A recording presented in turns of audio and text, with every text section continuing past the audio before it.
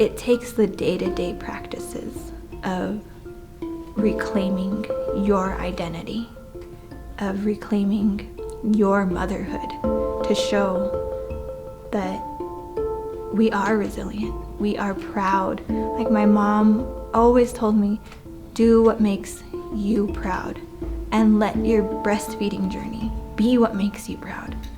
We call the rock salt that we get from the earth Shaine, which is my mother, because mother sustains you. And mother is not only just your own mother who gave birth to you. So my godmother is Naya, my aunt is Naya. Growing up, my sisters called me Naya. Mother is all-inclusive for the women who care for you. My name is Shaine Garcia. I'm from the Pueblos of Acoma and Laguna. I'm 27 years old, and I'm the mother of Elaina and Sarah. And this is my story.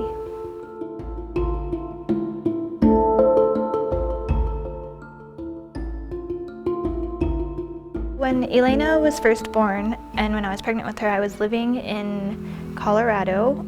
We were only 3 hours from my home community, but it still felt so far away. I did cry a lot, I did. So we decided to move home so that Elaina could reap all of those benefits of having the traditional community that I grew up with. I am a working mother. I work for Haku Community Academy. It's the local elementary school here in the Pueblo of Acoma. I was insistent on breastfeeding Elaina, which I knew would mean pumping at work, and I have heard so many stories of the dreaded, to pump, and we need to think about the fact that not every woman has the same schedule or can have the same schedule, and that shouldn't be a deterrent from her journey. Bye, Bob. I see you later. Did create somewhat of a schedule. It was never the traditional what you see posted on Instagram. So there were a couple times where it would get difficult and people would say, well, I went to your desk and you weren't there. Well, I was looking for you. You know I pump. You know I just had a baby. No matter how discouraged I felt, no matter how frustrated I was, how hectic my day could be and would be oftentimes, if that's what I wanted, I had to do it. And so I had to kick myself in the butt and say, Shaine, just go pump. There's so much emotion that comes when I see her breastfeeding her, and just the interaction they have. I get so overwhelmed with such positive energy when I see them just connecting. Breastfeeding was important to me because I wanted to reclaim that part of my cultural identity. I wanted it to be seen as important to the women around me, to the community around me, to remind them that there is a big stigma about the modesty, especially of breasts and breastfeeding. The whole time of the Indian Reclamation Act, when they were taking our babies away from us, then you didn't get to breastfeed your children. That, I think, is a big factor in the fact that our people now are raised to believe that it's immoral. Grandmothers and extended grandmothers in our community aren't necessarily scolding, but speaking out of concern, like, aren't you afraid? Aren't you embarrassed? You should be covering. Don't you feel uncomfortable? And I just laugh and say, I'm okay, Tiao. It's okay, she's just hungry. When traditional practices are happening, we wear a shift dress that has long sleeves. There's no real way to feasibly breastfeed in that. It's thick, it tends to be heavy, it's cumbersome, it's lots of layers. My mother actually modifies all of my dresses for me.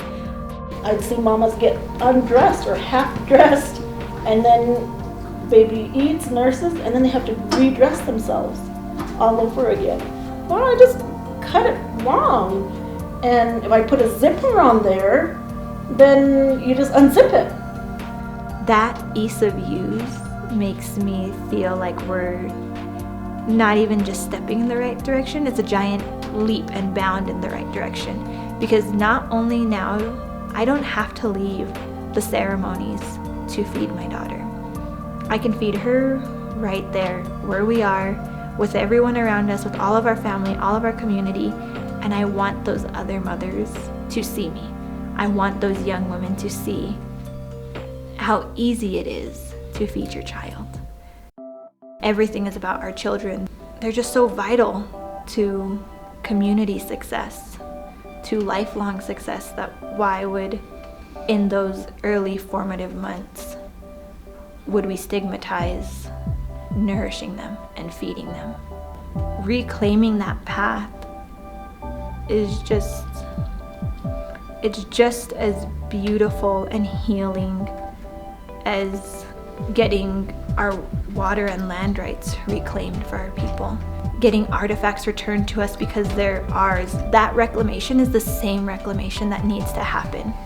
And it begins by ending the stigma. When we stop sexualizing the act, when we stop making it an issue of morality, we need to call out accountability for the services that weren't there for us. We need lactation consultants. We need hospital-grade pumps in our local hospitals. We need community outreach. We need nurses who are willing to come to your home and help you breastfeed.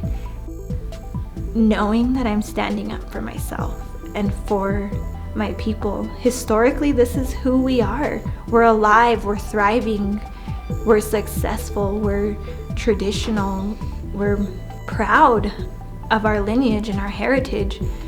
And I needed my breastfeeding journey to reflect that. This is who I am. This is what we do, and it's not stopping.